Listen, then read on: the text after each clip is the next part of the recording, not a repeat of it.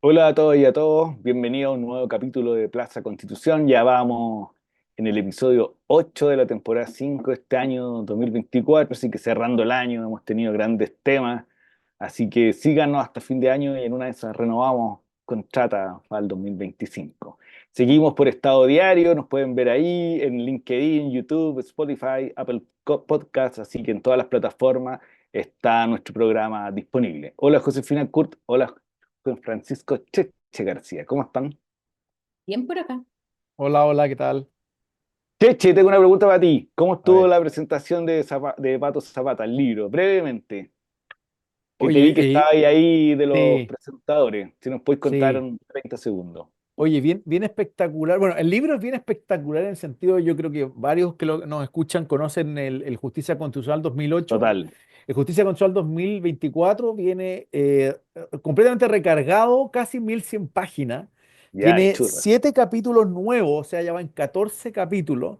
Y varios de los viejos capítulos los enchuló completamente. Entonces, de verdad, es realmente un nuevo libro. Lo lanzó el viernes 22 en el plenario del Tribunal Constitucional en un salón lleno.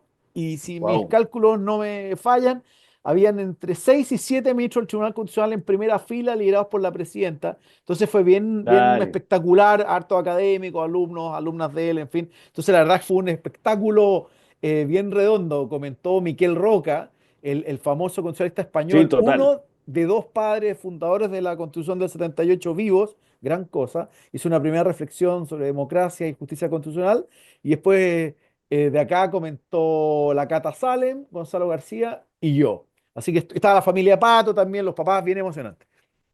Buenísimo. O sea, fue con todo en la presentación del libro. Sí, full, full. Yo no voy porque andaba presentando otro libro, pero nada que ver. Pero bueno, oye, pero ¿cuál es como a tu juicio? Perdonen que justo me acordé antes de empezar el programa de la presentación, de la tesis principal de Pato, como de lo nuevo que está ahí, si te acordáis de algo.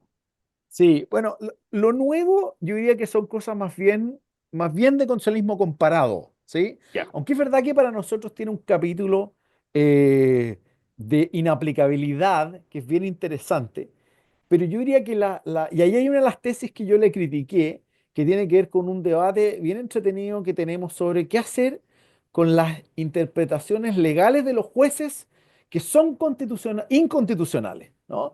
Que es un tema que ha generado mucha Eh, controversia y en la práctica el tribunal ha sido, a veces ha acogido esa tesis, pero en general no, pero la doctrina mayoritaria es muy partidaria de que el tribunal lo haga. Yo diría que ahí hay algún tema nuevo, cototudo, vinculado a la inaplicabilidad. Y las otras dos tesis que se destacaron mucho fueron la tesis de la deferencia razonada, que es muy típica en Pato y que el Tribunal Constitucional la ha sí. acogido. Yo ahí también fui crítico porque yo creo que también hay un upgrade que hacerle a esa tesis, porque no se puede transformar como una pura deferencia al legislador democrático, sino que hay que subir un Sí. poquitito la exigencia. Y la teoría del precedente también es interesante. Pero, por ejemplo, toca largo ahora todo el debate de los retiros en el debate en el recurso de protección, Ujú. los retiros en la vía legislativa, los retiros en el último debate de las inaplicabilidades sobre las rentas vitalicias. Ahí hay harto material nuevo también. Pero tiene una parte fuerte de derecho constitucional comparado que es interesante. Entonces, tiene cosas locales nuevas, mantiene tesis tradicionales y tiene harto derecho comparado. Buenísimo, buenísimo, hay que comprarlo entonces. Vamos a Lectura de ver verano. cuánto. Ah, Lectura sí, de verano, lectura tal cual, de José. verano. Lectura de vacaciones por la cantidad de páginas, Sí, claramente. no No, fue fácil. total, total, no fue fácil meterse ahí. Oye, José Kurt, mira, voy a plantear los temas que queremos ver hoy día y te quiero proponer que tú seas la primera en hablar. Vamos a ver indicaciones al subsidio eléctrico, proyecto que se está viendo en estos días en la Cámara de Diputados, en su primer trámite, proyecto del Ministerio de Energía y bien polémico porque hay una tensión entre empresas y gobierno y por lo tanto hay un asunto ahí que examinar, sobre todo las últimas indicaciones del gobierno. También hemos dejado de lado y no hemos abordado en profundidad nombramientos judiciales, sobre todo la propuesta del gobierno que se presentó hace un tiempo y no la hemos podido abordar porque la acusación constitucional no estuvo en esa coyuntura. Y por último, abordemos, si es que nos da el tiempo, esta polémica a partir del dictamen de la Contralora sobre confianza legítima y por lo tanto trasladar solo a vía judicial el reclamo frente al término de las contratas, sobre todo término anticipado y no renovación, que es la cual se sostenía la idea de confianza legítima. José, ¿te parece que vamos con subsidio eléctrico? Vamos con subsidios, sí, sobre todo me parece para poner temas más concretos, fíjate tú, y salirnos un Sí. poquitito de estas semanas de lo que está en las noticias y en los De matinales, la que polémica, ya estábamos demasiado acostumbrados a los titulares rimbombantes ahí de Plaza con terremotos en no sé qué cosa. a todos nos tienen medios cansados, además. Solo como para recordar, en el fondo, este proyecto, la idea de este proyecto, o la idea original de este proyecto era afrontar el alza de las tarifas eléctricas como consecuencia del descongelamiento gradual que se tenía que hacer de esto. En el fondo, nos acordamos que hubo un congelamiento de Sí. las tarifas a propósito del estallido social y ya hay una deuda que se tiene que pagar, digamos. Entonces, junto con este descongelamiento, hubo un proyecto que se presentó en agosto del 2024 para poder ampliar el subsidio eléctrico. Entonces, la idea es que este subsidio eléctrico se ampliara hasta el 2027. En un principio, en el fondo, o sea, hoy en día llega a 1.700.000 familias y la idea del Ejecutivo en un principio era que llegara alrededor de los 4.700.000 familias más vulnerables. En el fondo, el 40% más vulnerable el registro social de hogares. ¿Cómo se iba a financiar este subsidio? La idea que estaban en este proyecto eran, bueno, primero en el fondo establecer una sobretasa del impuesto de las emisiones de dióxido de carbono, destinar las recaudaciones del IVA y el más complejo y en donde se produjo todo el debate fue establecer este cargo a los retiros de energía del sistema que se le llamó cargo FET. Acá en el fondo, ¿por qué se produjo esta discusión de estos cargos en el fondo? Porque estos cargos iban a ser asumidos por los pequeños medios de generación distribuida, que me cuesta mucho pronunciar lo que son Cuesta, los es súper difícil, sí. PMGD, GD. sí, cuesta en el fondo. Ya, ¿y por qué se les iba a sacar a ellos? Porque ellos tienen un sistema tarifario en el fondo que es de precio estabilizado, entonces tienen una mayor estabilidad y ahí uno le podía echar mano según el gobierno. Entonces, porque además en algún momento, no sé si no se acuerdan que hablaba Marcel de que no había plata, digamos, literalmente, Sí. dijo, no hay plata para esto. Entonces, no hay plata para esto, necesitamos un subsidio mayor, recurramos a esta parte. Yo acá, no sé, dándole la palabra a ustedes también, pero quiero como destacar cómo se asoció, o sea, se asoció el gremio, que estaba asociado en algunos casos, pero hicieron harto énfasis en sus opiniones. A mí eso, ¿sabes qué? De este proyecto yo creo que es algo que uno puede rescatar, fíjate tú. Hubo quiebres dentro de las asociaciones, pero hubo Sí. muchas reuniones de lobby, muchas presentaciones, muchas cartas, o sea, se generó una presión con lo que ellos imponían, y no solo en el fondo de los PMGD, sino también de las instituciones financieras, bancarias que estaban financiando finalmente a estas empresas, digamos. Bueno, ¿qué es lo que ha pasado hoy en día? De hecho, esta semana en el fondo se está votando y el ministro Pardo estaba ahí. Primero es que se aprobó la sobretasa al impuesto en el fondo. Eso fue una de las cosas que se aprobaron. Después el Ejecutivo iba, o sea, presentó indicaciones. Dentro de esas indicaciones, la idea era reducir la participación que tienen los PMGD en este aporte, digamos, alrededor de un Sí. 60%. Eso es lo que era, pero también había noticias de prensa en donde salía que el Ejecutivo estaba dispuesto a sacarlos del proyecto en esta pasada y discutir esto en términos aparte, digamos. Y también lo que ha pasado en estos momentos es que ese subsidio, que en teoría iba a ser para o sea, que es para 1.700.000 familias y tenía que llegar a más de 4 millones, no estaba llegando y que el registro no alcanzaba ni siquiera a llegar a los 2 millones de familias, digamos. Por lo tanto, también en términos económicos se requería menos plata. Eso yo creo que es como un resumen de lo que estamos, ¿o no? Sí, sí, Sí, está es súper tal bueno. cual. Yo creo que ahí hay varias cosas de lo que dice la José, porque el gobierno, y creo que hay un tema jurídico fino, complejo, esta tesis de la autocontención. Sí, Es buen decir, tema. sí, sí, porque y el paso a la autocontención también es complejo porque recordemos que la estabilización de precios, lo decía la José, fue por pandemia, se le debía plata al mundo de las generadoras sobre todo, se le devuelve y después como se genera una crítica porque se produce el alza necesario o automático consecuencia de la estabilización de las cuentas de luz, el gobierno presentaba un proyecto de ley, pero curiosamente carga a los mundos, las pequeñas generadoras de Chuya y también carga a la generadora eléctrica. Es decir, había subsidiado el sistema, le van a devolver la plata, pero ahora lo vuelven a cargar. Y por lo tanto hay una forma bien compleja de proceder políticamente. Pero la autocontención es que los mismos sujetos, los cuales son objetos de la regulación, son los que van a pagar el impuesto. Cuestión bien compleja porque al final del día se ha obviado la palabra impuesto en general a las PNG y por lo tanto estamos generando una especie como de royalty, una figura o gravamen, no. Ahí me acuerdo que Cheche siempre ha hecho una crítica a este concepto extensivo de gravamen al final, y yo creo que estamos obviando el camino del impuesto para no llamarlo impuesto y llamarlo ahora autocontención, que jurídicamente no es más que un impuesto, ¿no? Cheche, ¿cómo lo viste?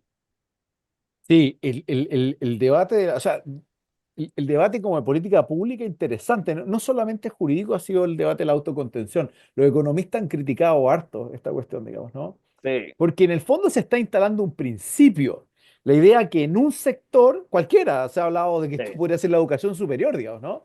De que en el fondo las reglas de distribución o financiera de un determinado sector, llamémoslo así, regulado, sea económico o social, de ahí deben sacarse los recursos para, en escenarios donde vía rentas generales o aumentos generales de impuestos no se generan los recursos suficientes. Y ese principio ha generado un debate que no es solo de abogados, digamos, porque algunos han sacado, digamos, como decía Tomás, tesis constitucionales o tesis jurídicas para ver cómo uno logra ver figuras como el cargo FED bajo qué estructura de afectación sí, patrimonial de la Constitución, digamos, ¿no? Entonces, es una carga pública, es un tipo de tributo, es un gravamen, como decía Tomás, algunos han dicho que son todas las anteriores. Y si es un tributo o un tipo de impuesto específico, en realidad viola el principio de no afectación de los tributos, que siempre tienen que ir a rentas generales y no estar afectos. Entonces, el debate, más allá de lo funcional y jurídico, ha llegado al debate de las políticas públicas. Los economistas han tenido una voz en esto para cuestionar esta idea de la autocontención, que además entre nosotros no es un abogado, digamos, no era un principio de nuestro lenguaje, digamos, ¿no? Entonces suena como un nuevo concepto, y para simplemente extrapolarlo a otros ámbitos, ¿qué pasa, no sé, en la educación superior, digamos, ¿no? Vamos a sí. utilizar los aranceles universitarios o algún mecanismo de financiamiento de las universidades privadas cuando haya problemas para pagar la gratuidad universitaria. Entonces, digamos, la extrapolación de esta tesis que sonó como interesante, para abordar el cuestión del financiamiento, como decía la José, de abordar el subsidio eléctrico, fallido, porque se quiso ir, como decía la José, de 1,6 millones de familias a 4,7. En las últimas semanas, entiendo que llegaron a 300.000 más, entonces estaban Llegaron a los 2 sobreestimando millones, parece. a Llegamos a los los dos 2 millones, millones. No, no imagínate. alcanzaron, parece que no Ah, no alcanzaron. alcanzaron. O Claro. sea, estaban en el puro cargo FED, estaban tratando de levantar como un cuarto del financiamiento, o Sí, sea, eran como sí. 200 millones de dólares, y en realidad al final los números eran como solo necesitarían 45 millones de dólares. Entonces, además, estaban generando un tremendo ruido a la confianza legítima, a la confianza en las inversiones, al cambio de reglas, etcétera, por además una cuestión que estaba resultando fallida. Entonces, yo diría que más allá incluso de nuestros debates de abogados, el debate de política pública giró en torno a un mal cálculo de cuánto iba a ser la extensión de este subsidio eléctrico, como decía la José, de acuerdo al registro social de hogares, que en sí mismo ya ese indicador es complejo, porque es un indicador muy de la pandemia que ha generado también desde el mundo más bien de la evidencia empírica harto cuestionamiento, y luego este principio de la autocontención, digamos, que fue como interesante para este debate, mucha crítica, pero la pregunta es si lo extrapolamos a otros sectores, ¿cuáles son las consecuencias? Sí, yo creo que ahí hay cosas, no sé si querés comentar, perdona. No, vale. Es que hay varias cosas, desde lo que tú decís, José, y lo que dice Chichi, porque desde el punto de vista de la política pública es bien complejo lo que pasó, porque la política pública tiene por objeto, sorry, resolver problemas públicos. Y tú querés resolver problemas públicos y se tienen que sostener en la realidad. Y por lo tanto, estas personas que no más que se han inscrito más de 2 millones de personas, teniendo un universo de 4, es que tu problema público se reduce a 2, no a 4. Y por lo tanto, ahí ya tenéis necesariamente que acotar tu diseño legislativo, pero no, por alguna razón no lo quería hacer el gobierno. ¿Por qué lo digo? Porque como no lo he querido reajustar, dijo que si sobraba plata, iba a destinarlo a financiar, subsidiar paneles solares, que no tiene nada que ver con la idea matriz del proyecto. Tal cual. Entonces, yo creo que faltó una claridad de escenario, es decir, ¿saben qué? Vamos a subsidiar, perfecto, con el IVA, que el IVA al alza las cuentas de luz pareciera ser que se sostiene hasta los 2 millones de beneficiarios, y por lo tanto la disputa que se genera con el mundo empresarial es una disputa podríamos decir, no técnica ni de política pública, se transforma en una política de tensión entre gobierno y empresariado, cosa que me parece muy rara a esta altura del gobierno actual. No sé, José, cómo lo has visto en general. Pero también me parece que hay que como relevar otro aspecto de esta, hablando también de la política pública y de qué es lo que estaba pensado en este modelo, más allá de los errores que habían en un cálculo, que me parece que no es menor un error de cálculo así, digamos, pero también la idea de echarle mano a estos PMGD, en el Sí. fondo era porque ellos tienen un régimen de precio estabilizado y porque en el fondo eso se hizo así para fomentarlos, para entregarles medios de estabilidad en el fondo y sus ingresos futuros, se fomentó el financiamiento de ese tipo de proyectos, pero también la realidad es que muchos de estos PMGD pertenecen a grandes fondos de inversión también, entonces yo creo que ahí No, esa pequeños tensión no son. pequeños no son, y de hecho en el fondo, Sí. en una de las pasadas ahora del Ejecutivo dijo, ok, dejemos a los pequeños, verdaderamente pequeños, fuera de esto, digamos. Pero también ahí yo creo que hay como una distorsión respecto de para qué estaba pensado en el fondo esta estabilización en un principio, digamos. No sé si Sí, me explico, sí, pero que totalmente. también tensiona este momento, digamos, ¿cachai? Porque no era la idea tal vez o se le pensó echar mano primero a ellos porque tampoco la idea en un principio era que ellos se fuesen, no entiendo que es beneficiado de ninguna forma, pero Sí, yo creo que hubo una tensión, por lo que entiendo, entre Hacienda y Energía en un comienzo, que Hacienda está reacio a crear esta figura, y por eso yo creo que fue una idea más bien del mundo de la energía y que ha generado una tensión entre ejecutivo, legislativo, entre empresas, como dice Cheche, creando una figura muy novedosa, que en el fondo no está en el lenguaje jurídico, pero tú tienes que poder traducir esa figura encuadrarla en el texto constitucional al final del día y no abrir las hipótesis constitucionales. Pero bueno, yo creo Oye, pero que Tomás, sin sí. ser chaquetero en exceso, eh, No, si esto es no, una no, lo digo yo, conversación. por lo que voy a decir ahora, sin ser Ah, ya. chaquetero en exceso, la José lo dijo más fino con, digamos, la falla de cálculo. Pero lo más increíble de esto es que ha generado un tremendo debate, porque es verdad que el debate de fondo sobre los incentivos a los PMGD y qué es lo que terminó pasando en esa industria en particular ha sido objeto de harta discusión.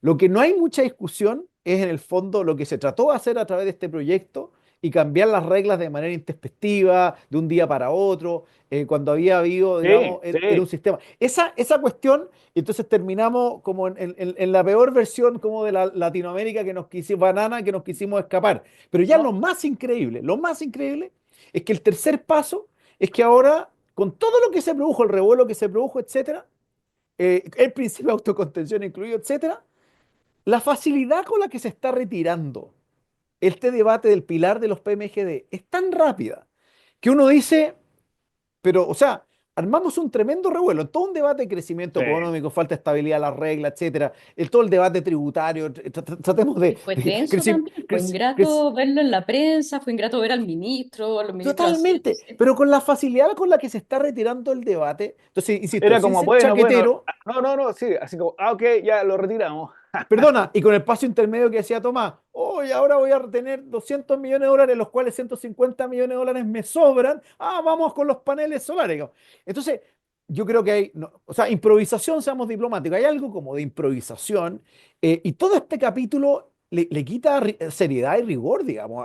O sea, yo creo que este es un capítulo medio no quiero sobre caricaturizar, pero en el fondo ya hemos descrito tres o cuatro pasos en falso, digamos, ¿no? Que no le hace bien al gobierno, a la seriedad de las políticas públicas, al momento económico delicado y al tipo de debates que estamos teniendo de reactivar la economía, al debate de permisología. Entonces yo creo que aquí hay varias Sí, figuras. Pero me impresionó mucho que el ministro haya rápidamente dicho, no, en realidad estamos dispuestos, digamos, a dejar de seguir con esta línea del PMGD cuando era el pilar de la estrategia. O sea, generó tanto ruido, tanto conflicto, como decía la José, con el sector privado, y es simplemente decir, ya, ¿sabes qué más? No vamos a seguir. No sé, a mí sí, fue poco prolijo.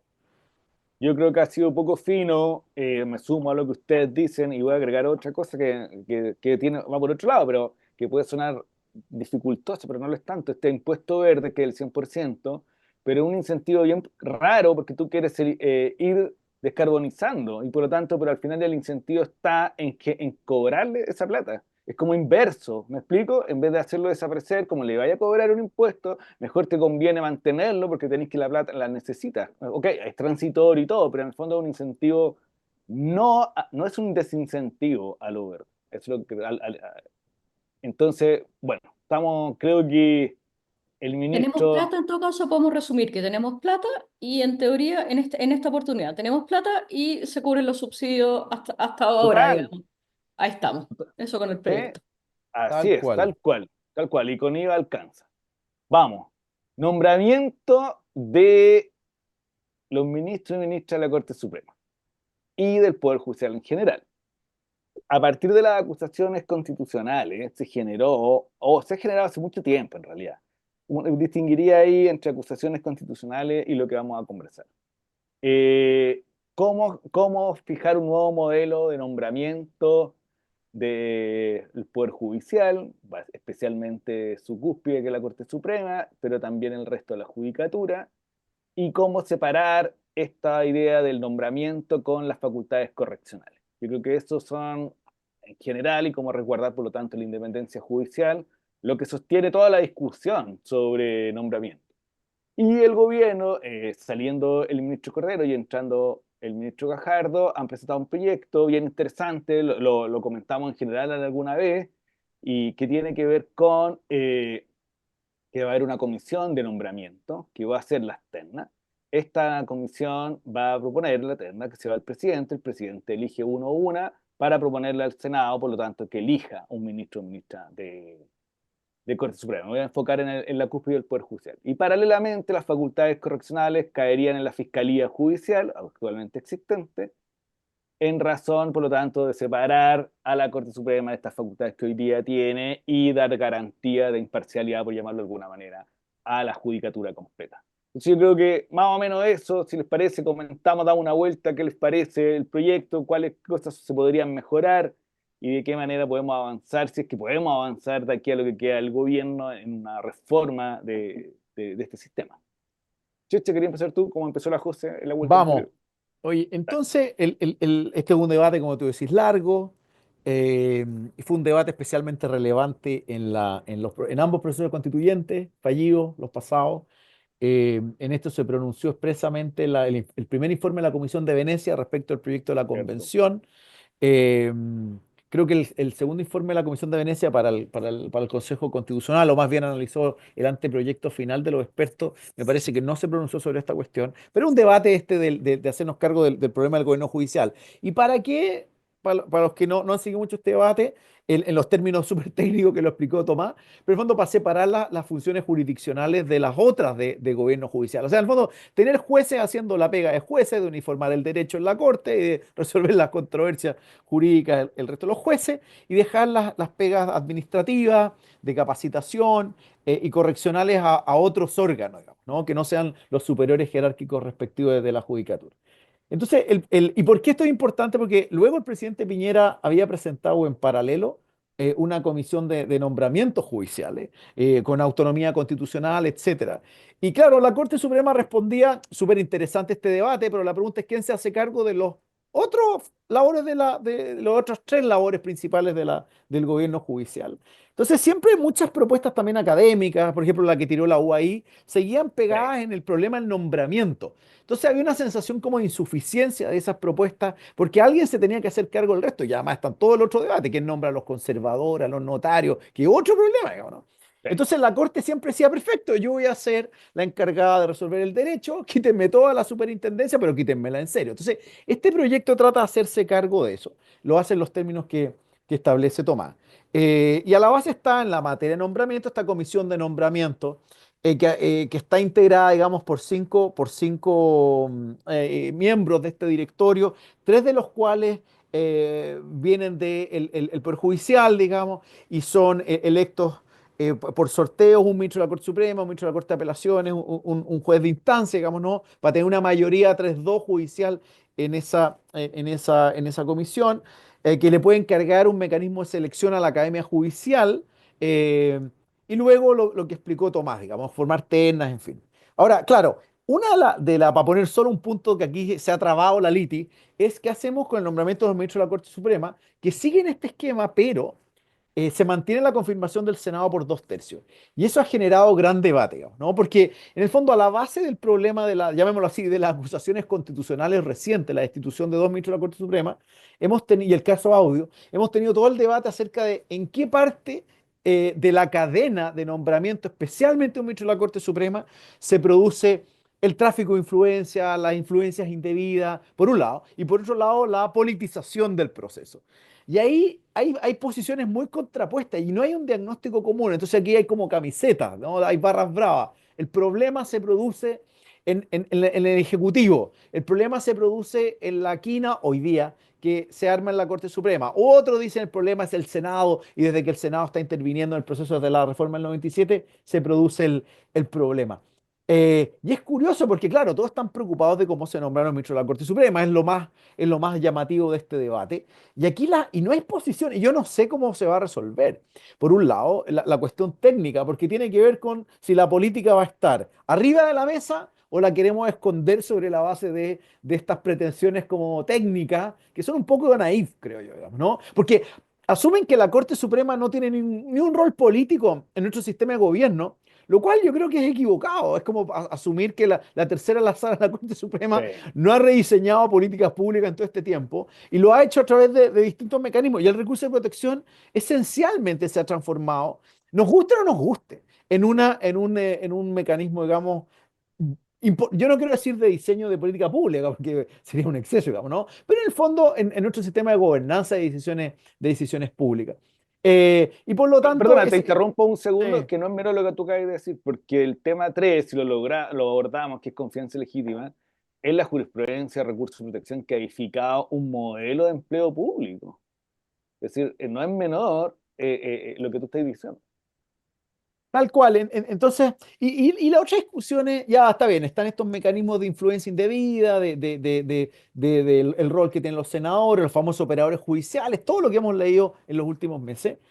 Y hay un supuesto de por qué no se va a trasladar toda esa presión, toda esa influencia a esta comisión de 5 miembros, digamos, ¿no?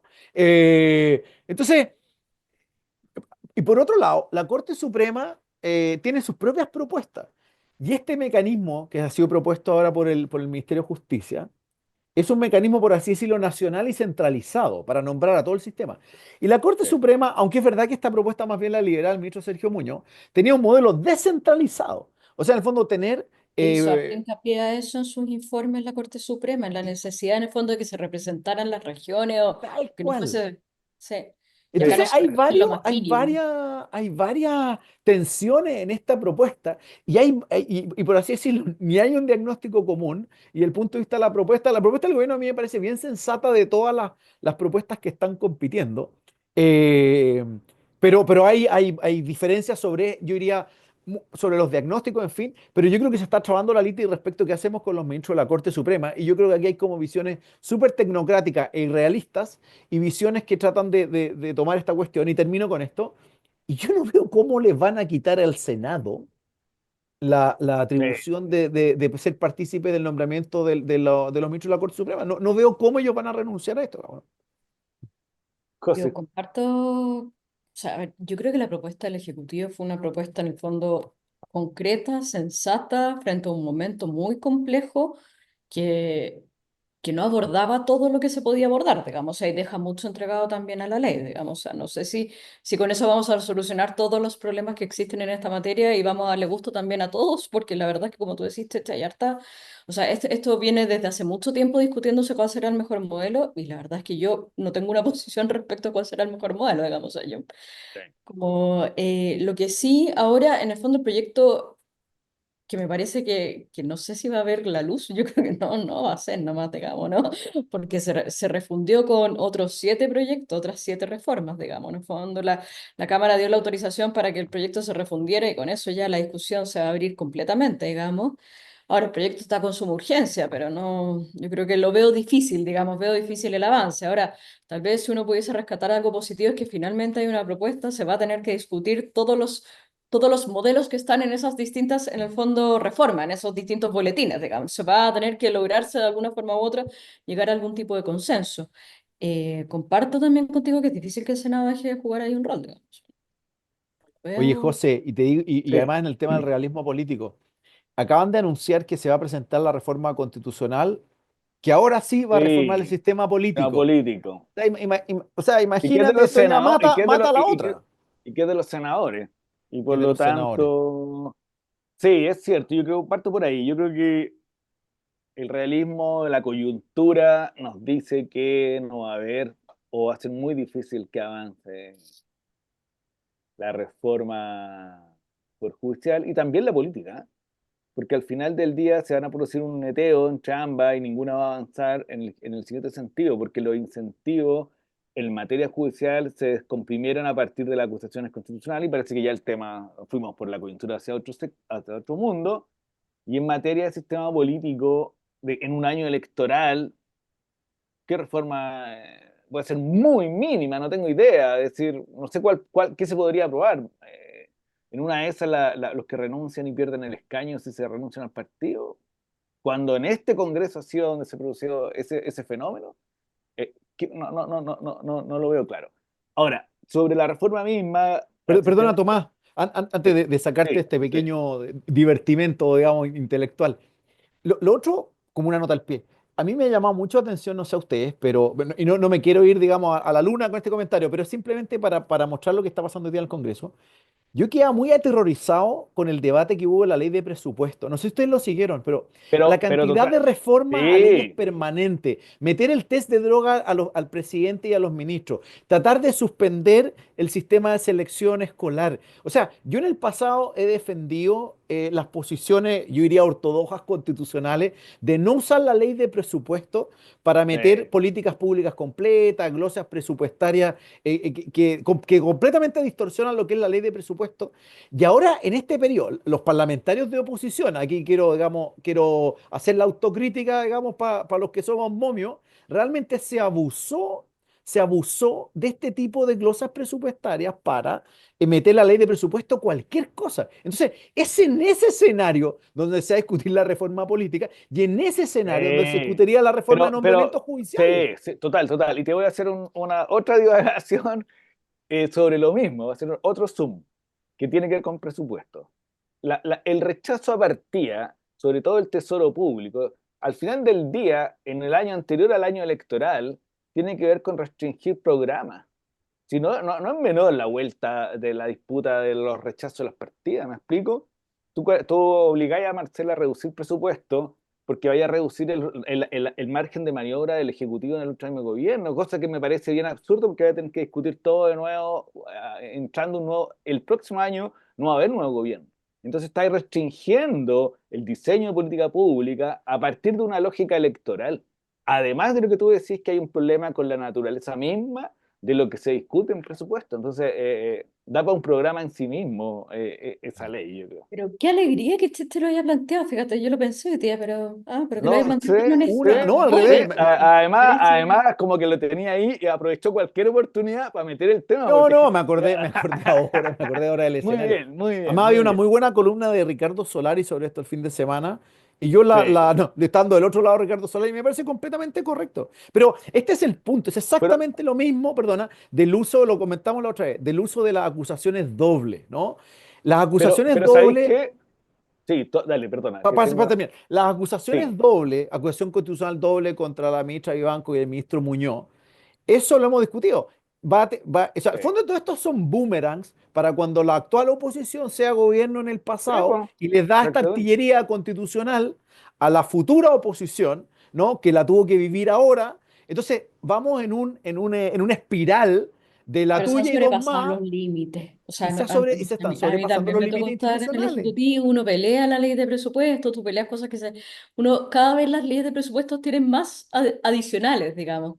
Pero ya, ¿cuál es la relación Sí. entre el test de droga y el presupuesto? O sea, no... A partir del presidente hacia adelante, básicamente lo mismo que existe hoy día.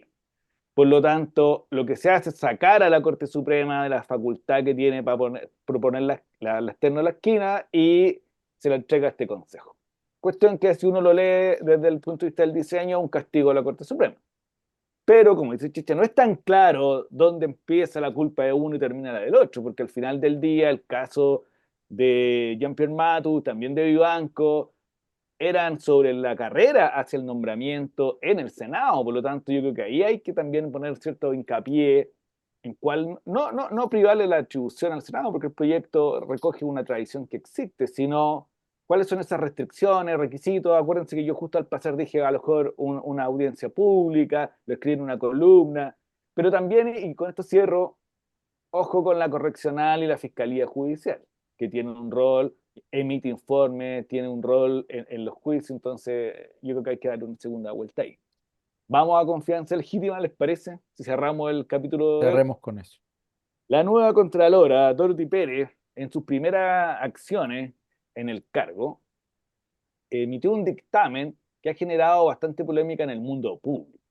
¿Por qué? Porque en términos sencillos, hasta antes de ese dictamen, el término anticipado de las contratas, que es un tipo de contratación de funcionarios públicos, el término anticipado o su renovación en diciembre, porque que hay una regla bien curiosa, porque no se entienden renovadas y por lo tanto se la tienen que renovar. Son esencialmente temporales hasta el 31, Porque, digamos, hasta el 31 de diciembre. exactamente, son anuales ese tipo de contratación.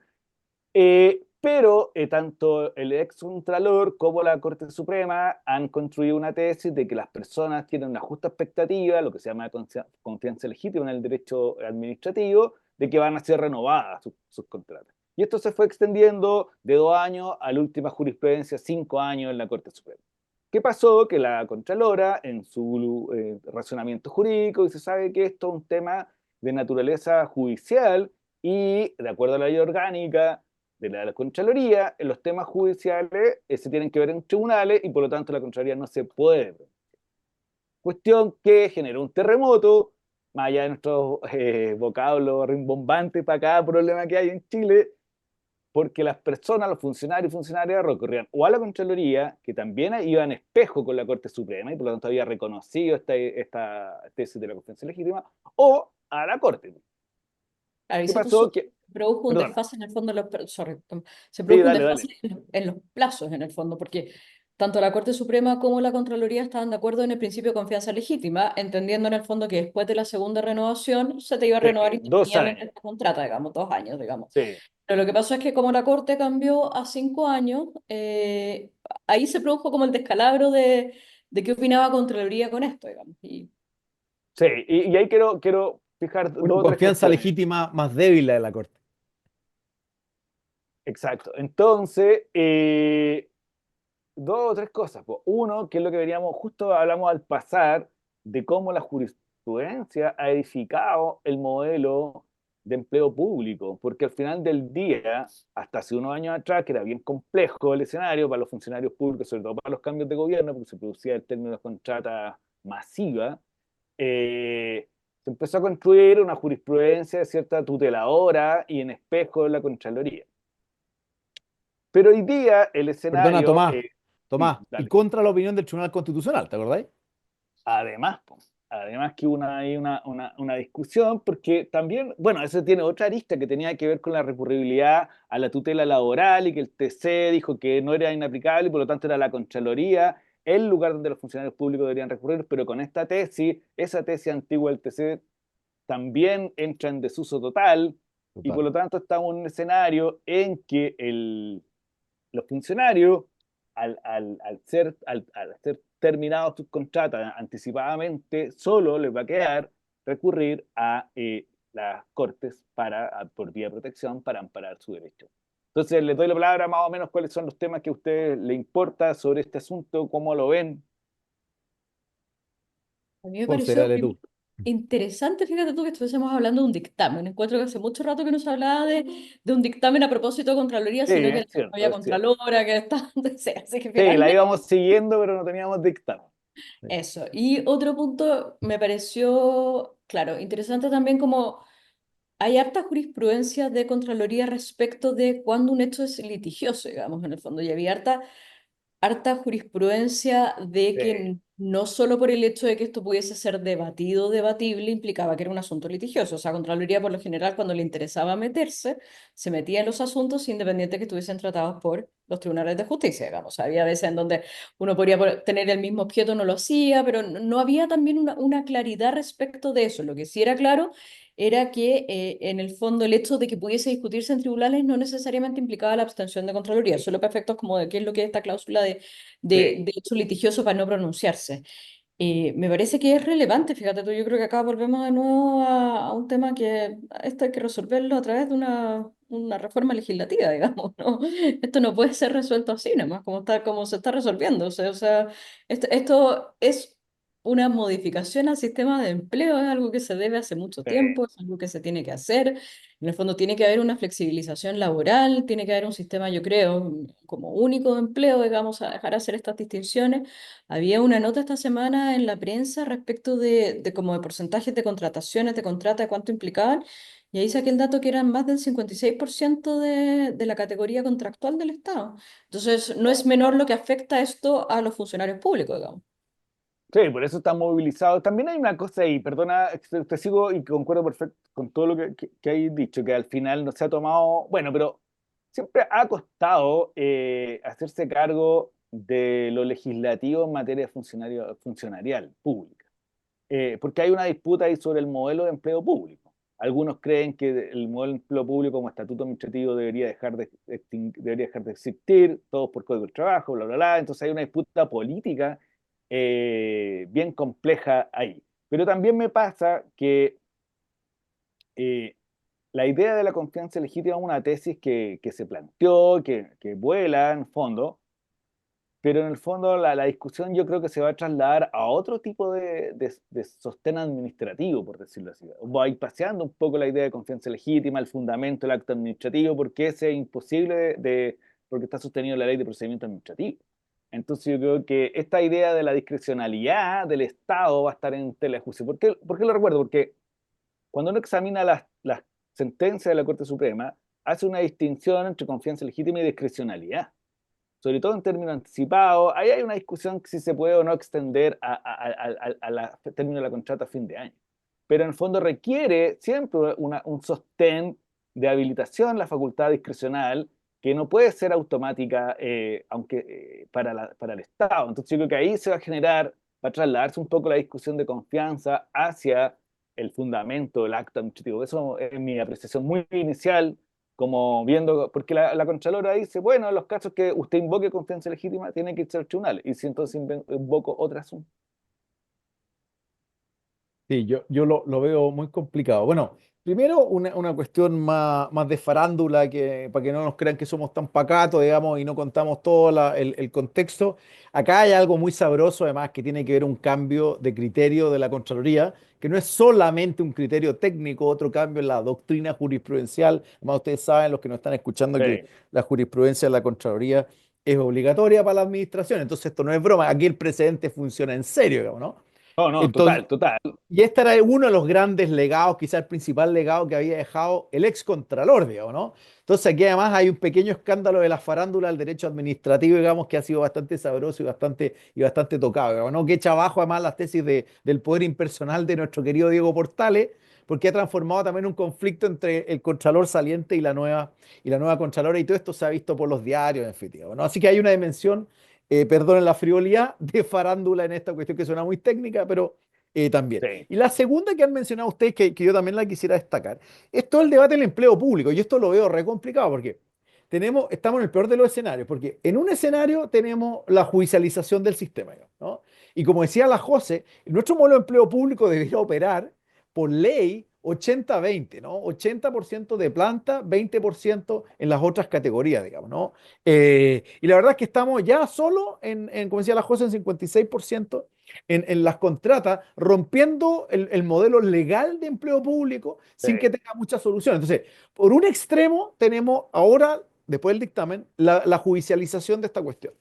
Y esto implica, en el peor de los escenarios, como la isaprización, ¿no? Una Sí, escalada de debate judicial, resuelto por los tribunales, una política pública, volvemos a los típicos problemas que hemos discutido sobre los excesos de la tercera sala definiendo políticas públicas. Pero por otro lado, un poco naif también, ha resucitado, por supuesto, el debate necesario, y volvemos al punto de el debate de la ley de presupuesto, la reforma política, la reforma del nombramiento judicial, en este contexto del Congreso, la propuesta de ahora sí están dadas las condiciones para una gran reforma al empleo público, ¿sí? Entonces, cuando se presente cualquier idea sobre la gran reforma al empleo público como el componente principal de la gran modernización del Estado pendiente, yo creo que los ciudadanos ya nos han escuchado, digamos, 3, 4, 5 macro reformas estructurales que hemos solamente mencionado en este programa que han salido en las 2 últimas semanas. Entonces estamos en dos escenarios loquísimos, digamos, ¿no? La macro reforma estructural al empleo público, insisto, súper necesaria, definiciones de fondo, etcétera, en un año electoral, como decía Tomás. Y por otro lado, la judicialización del problema. Entonces, el problema es que aquí no hay como una tercera vía, no se ve muy claro. Entonces Tomás está tratando de esbozarla, una reforma administrativa que trata de administrar esto racionalmente, pero no es fácil, digamos, ¿no? Entonces esto No, también no, muy tiene complejo. pronóstico reservado, digamos. Mira, y pasa una cosa muy loca, porque me estaba acordando el tema Isabre que trató de tomar el camino inverso, que fue la superintendencia, acoger y tramitar, Por vía administrativa, claro. sí, por vía administrativa, para resolver el problema Y no llegó nadie. expansivo.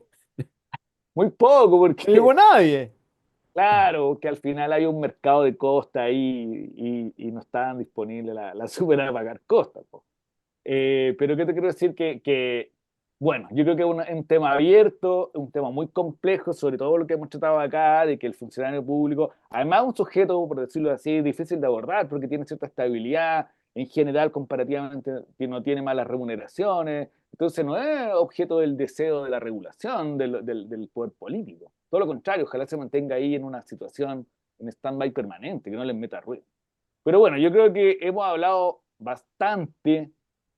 No sé cuánto tiempo va a durar este capítulo, pero parece que es más largo de lo habitual. XL, es que está todo de moda los XL, XL estos días. sí, sí, sí, A lo estuvimos mejor, bien, perdona, Tomás, estuvimos bien. este va a ser un programa de 53 minutos. No, Están de moda. totalmente, totalmente. Así que es una mezcla de seriedad, de farándula a cargo aquí del profesor García, que es un hombre que pone el toque. Frívolo. eh, no, como eso sí, los temas son serios, los temas son serios. La madera de Así que atrás y los títulos no te acompañan con la frivolidad. Es verdad, pero mejor hago un es verdad, es contraste verdad. ahí. Es que Agudizo las contradicciones. eso tiene que ir con el estilo ahí mixto del profesor García, pues, acento de cuero, enchavado en madera y habla de los temas, distintos temas de farándula. Vamos, cerremos el capítulo. Muchas gracias, José, muchas gracias, Cheche, muchas gracias a todos y a todas por escucharnos, por vernos y nos ven en YouTube. Nos Mm. vemos seguramente en un mes más en estos temas para ir cerrando el año y viendo cómo se viene el 2025, los temas regulatorios, el administrativo, constitucional, que este año ha condicionado el programa, ¿eh? Nosotros pensábamos hablar de dictámenes, sentencias, esa era la idea original, y al final terminamos hablando de acusaciones constitucionales, crisis judicial, nunca lo esperamos, pero así ocurrió. Así que nos vemos en un mes más. Muchas gracias y que estén muy bien.